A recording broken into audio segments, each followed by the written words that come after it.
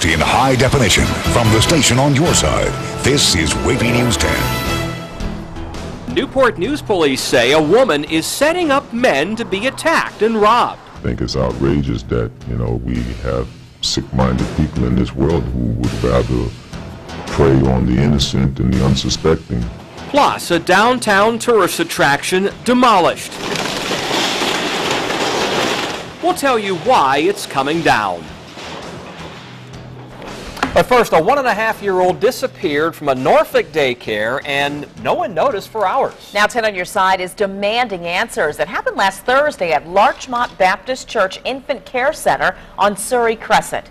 That's where we find 10 on your side's Melanie Woodrow. Melanie, who found the child?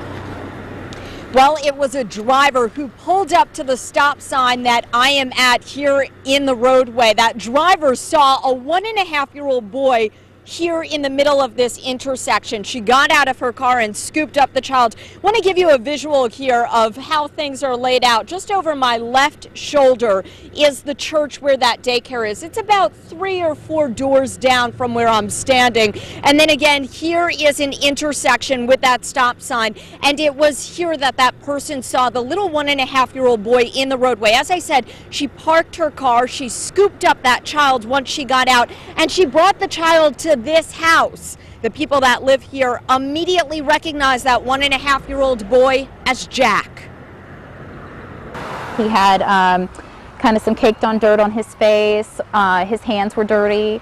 He had on a little short onesie outfit and his legs were dirty. Sarah Wastella immediately recognized the little boy as Jack, a child in the same daycare class as her son here at Larchmont Baptist Church Infant Care Center. Sarah described handing Jack back to his mom as bone-chilling. And what was her reaction? She relief, distraught. I mean, for half an hour she thought that her child was missing. It turns out Jack may have been missing a lot longer. We spoke with Dawn Cash by phone, the daycare worker fired from her job here Thursday night. She originally told investigators she gave Jack to a man she thought was his father, but she told us today Jack wasn't even in her care Thursday, that he was outside with some other employees, and that she didn't know he was missing. I have some questions I want to ask you. Director Kim Carmy backed out of our scheduled interview. Don't you think that you owe the community an answer here? No, I don't want to get upset. Carmy said police told her not to notify parents about the incident until a Child Protective Services investigation was complete. Really? Would investigators ever tell a daycare director not to notify parents about an incident like this because it would jeopardize their investigation, or to wait until their investigation was complete? No, we wouldn't. Carmy finally drafted a letter to parents today, 5 days after Jack went missing. The letter refers to an incident, but doesn't say what. As the administrator, you are ultimately responsible for what your people do. So how did 1.5-year-old Jack get from a daycare that is a few doors down all the way to this stop sign here in the road? We're going to take a closer look at that tonight at 6. By the way, that parent you heard from, Sarah, she has since removed her son from this daycare, and that letter, the letter that doesn't state what the incident was, talks about some improvements that have been made. We'll take a look at those tonight at 6 as well. Reporting live in Norfolk, Melanie Woodrow, 10 on your side. And tonight at 5:30, 10 on your side, wanted to know whether church daycares are held to the same standards as other daycare centers. We'll tell you what we found out. Well, police arrested a student from Elizabeth City State University for a campus threat at another college. Students returned to class today at College of the Albemarle today. The school evacuated the Elizabeth City campus yesterday because of what's been called a credible threat. Now, the College of the Albemarle says that there is an increased police presence on campus. Police are looking for 4 men who robbed a William & Mary student at knife point in broad daylight. The college sent out a campus alert about that crime that occurred around noon Sunday in the parking lot of the Governor's Inn on North Henry Street. The victim says 4 men walked up to him, took his book bag, and ran. The student was not hurt. A federal judge in Norfolk sentenced a Somali pirate leader to life in prison for his role in the hijacking of a yacht that left all 4 Americans on board dead. The owners of the Quest and 2 friends were shot to death in February off the coast of Africa. Prosecutors say Mahmoud Salad Ali recruited men for the expedition and served as a negotiator. A sixth Somali received a life sentence today. 4 others already received life sentences after pleading guilty to piracy. And we have new information about an undetermined death in Norfolk. Officers responded to a call about a suspicious situation Monday morning. That's where they found the body of a man inside a car on Narcova Avenue. Initially, detectives said they found the body of a woman. Now, police are still gathering details here, and there's still no word on who the victim is. We now know the name of the driver, though, killed in Suffolk. 30-year-old Brian Payne of Portsmouth was driving that FedEx truck on Route 58 Monday when he collided with an SUV at Chapel Drive. Police say that Payne was making a right turn when another vehicle rear-ended his truck. A major street in Hampton will be closed for several days, and this is why. A 12-inch water main. It broke on North King Street this morning, and that shut down part of the road. Crews spent all day working on it.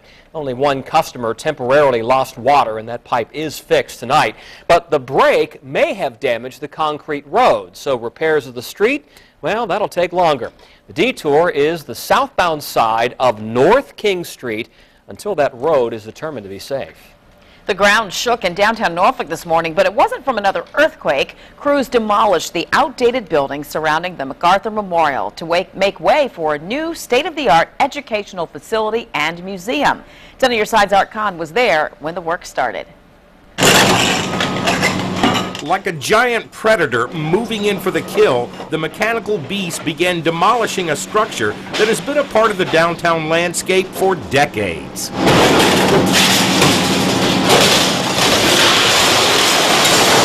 You always have mixed emotions. Bill Davis is the director of the MacArthur Memorial. He sees the demolition of the old visitor center adjacent to the memorial as a beginning rather than an end. It's going to be a better building that's going to give us a lot better capabilities to do things in terms of education, in terms of visitor service. The tide being an integral part of that visitor service. Visitors coming off the light rail or passing by will be right at the front door of the new visitor center. We expect to increase our membership and the people that visit us twofold. This is a conceptual drawing of the new facility that will house the museum and exhibits that will chronicle the story of Douglas MacArthur. The new museum is designed to enhance the interactive experience at the MacArthur Memorial and appeal to younger visitors. There's a whole generation that really isn't aware of MacArthur and his role and his significance, and we think that there are some exciting stories to tell.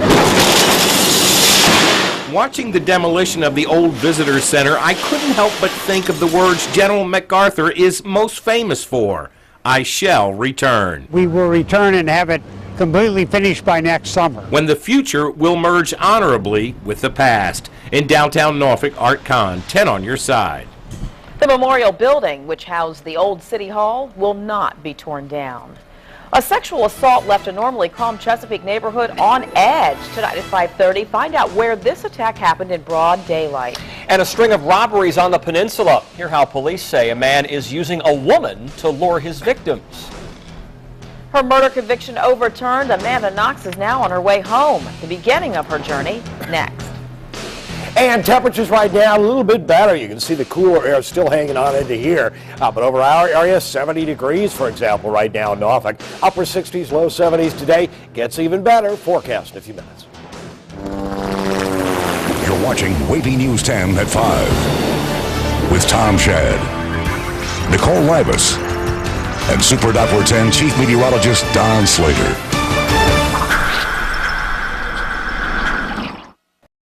Just 24 hours ago, an Italian appeals court overturned her murder conviction, and right now Amanda Knox is on a British Airways flight headed to Seattle.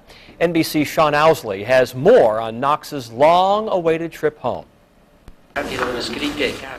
Amanda Knox, exonerated of murder in a stunning, successful appeal in Italy, now nearing a return home. In Rome, ushered by security to her first flight leg, the transition begins for the now 24-year-old dubbed Angel Face by Italian media. Spending nearly 1,000 days behind bars, Knox has been shielded by the notoriety of her case, the impact expected to be immense. But it is her first step closer to home, her first step on a journey to a new, forever changed life. Knox planned for this day, today, but she also planned for the alternative, a life behind bars, as noted in a journal she kept. Journalist Nathaniel Rich of Rolling Stone interviewed Knox's close friend, Madison Paxton. One of the most poignant and disturbing pages from the journal was a list, two lists side by side of her life goals if she were to stay in prison and her goals if she were to be released. Vans at London's Heathrow Airport helping transport the Knox family to one lone British Airways flight, a flight Knox has dreamed of but for 4 long years could never count on. Knox captured in a single photograph as she leaves for the final leg back to American soil with heavy emotional and financial burdens in tow. I don't even look at how deep the financial hole is. I can't. Financial pitfalls and emotional scars, they remain. But for the Knox family, for Amanda Knox herself, it's one step at a time. That first step here this evening at the tarmac at SeaTac. In Seattle, Sean Owsley, NBC News. 3 robberies on the peninsula in 3 days, all with the same scenario. I'm very angry. Very angry that someone would take advantage of someone really trying to help. Police say a woman is setting up the victims for an attack. Hear from someone who fell for it. The new iPhone is coming. Apple unveiled it today. We'll tell you about the new features and when you can get your hands on it next.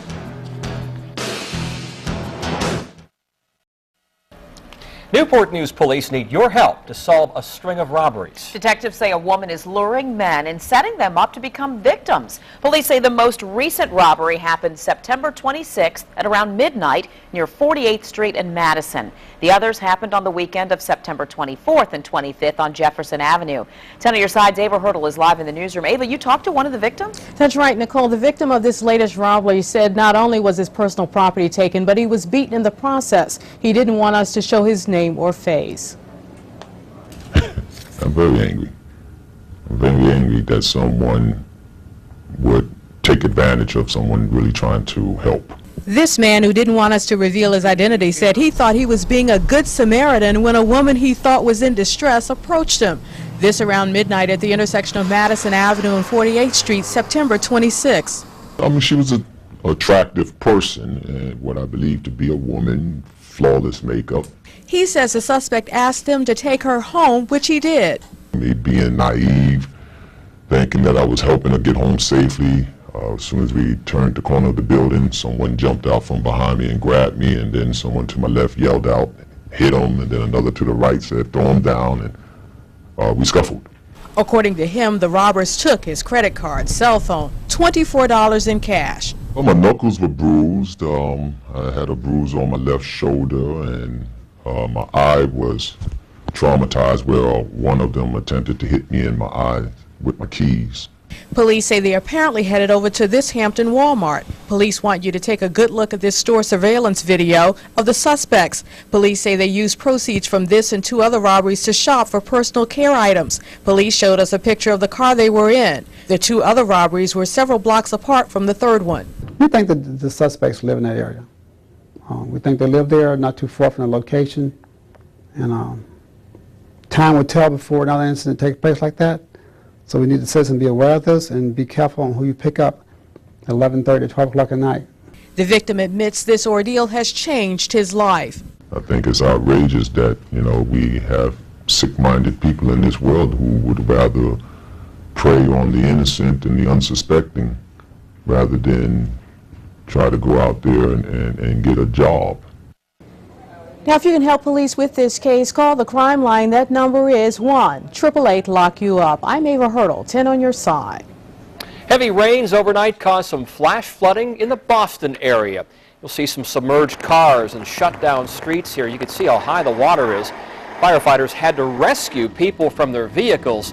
Thunderstorms dumped as much as 5 inches of rain in some areas, and that all within a few hours. And there's more rain in the forecast. They have really had a ton up there in New England, especially with Irene, and now ever since then they've been getting hit pretty hard. Yeah, and we did too for a while, and now things have been really kind of dry. Pretty day. The sky was pretty today. Yeah, oh, it's real pretty. Yeah. And it's a little warmer right now. Nice. So that's a meteorological term, real pretty. Taking a look at what's going on through the area right now. Skies are partly cloudy to mostly sunny into the area. A few clouds, especially along the coastline, but basically things are a lot better for today.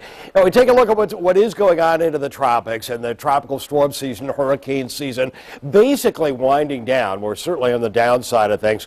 And Philippe, well, it's still out there. There's the cold front that moved through our area on Friday. It's stalled way on out to sea. Now, Philippe is going to get tagged by that, and it'll start moving northward and then northeastward over the next couple of days. So it's not really going anywhere. 65-mile-an-hour winds out of this thing, moving to the west right now at 9 miles an hour. Expected to turn to the northwest really in the next 12 hours. Here's where things are over the next several days. It is Sunday, this coming Sunday at 2 o'clock. 65-mile-an-hour winds, and it's far away from everyone.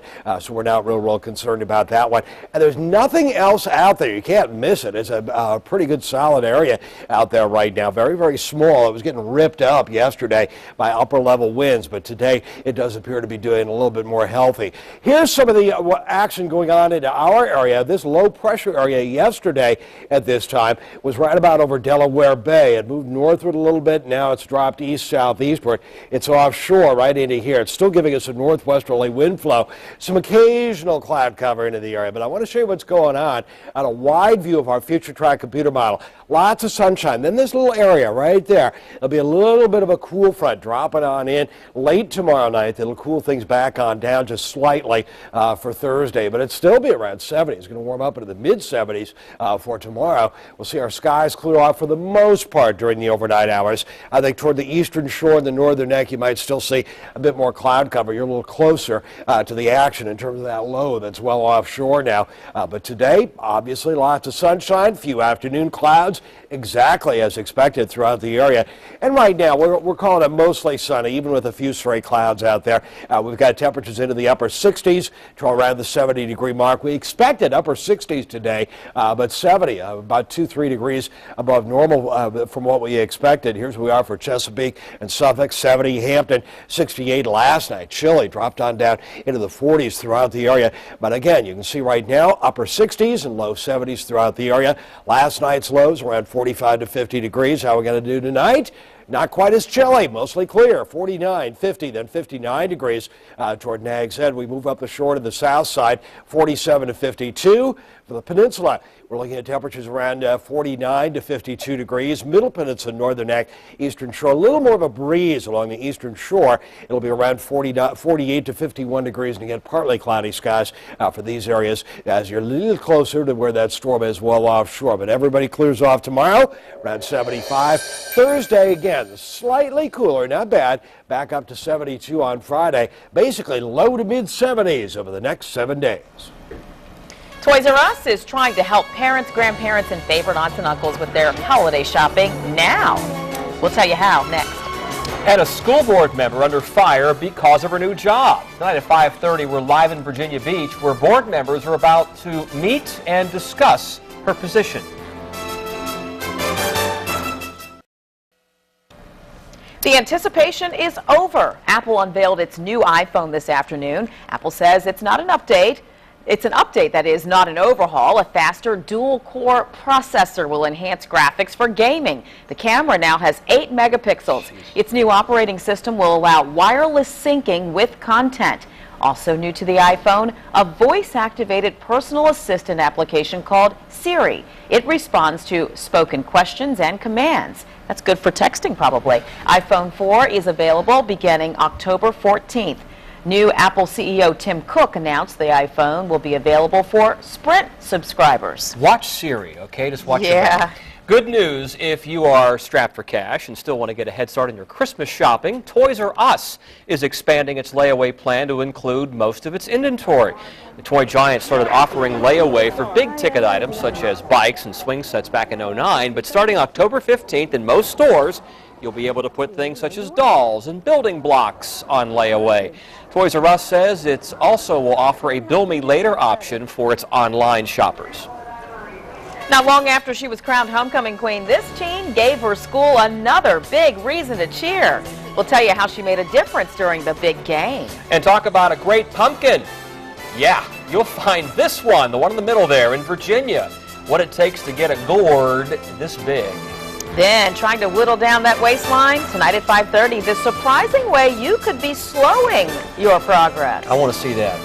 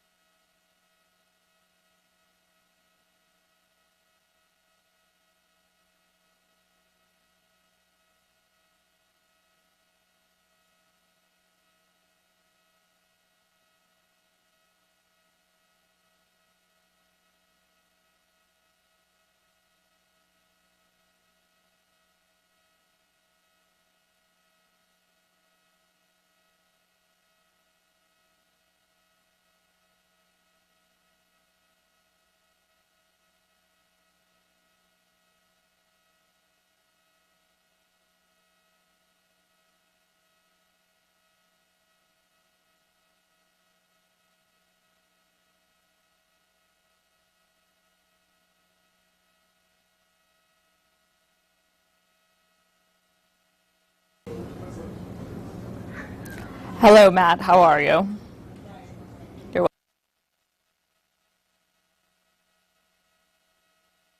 I tell you what, I'm winning. winning. Hello. Yeah. Winning. Winning. Hello, 1, 2, 3, 4.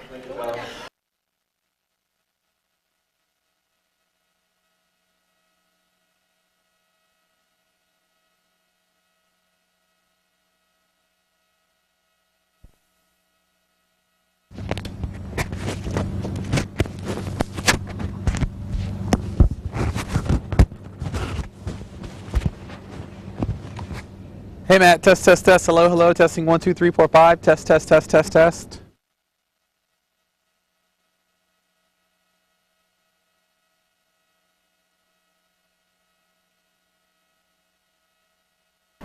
A Michigan high school student wears 2 hats, a football helmet and a tiara. Friday night, Brianna Amat was crowned homecoming queen. She accepted her crown in her football uniform. That's right, she's the kicker for the team. Shortly after that ceremony, she kicked the winning field goal. You go, girl.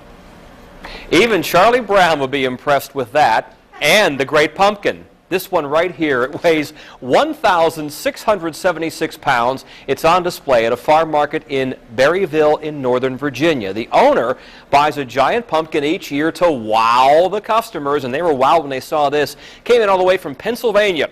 The pumpkin started as a little seed planted in May, and the original owner says most of the growing was done in about 35 days. At its peak, the Great Pumpkin was growing 50 pounds a day. The secret to that super size? Cow manure. Okay. From Halloween to Christmas, the White House ground superintendent selected the official Christmas tree. Definitely will fit the room. It's at least 18 feet 6 inches, so we know where to go from floor to ceiling. The color is great.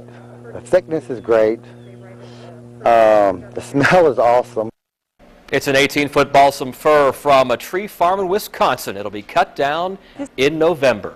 Stay with us. WAVY News 10 at 5:30 starts right now.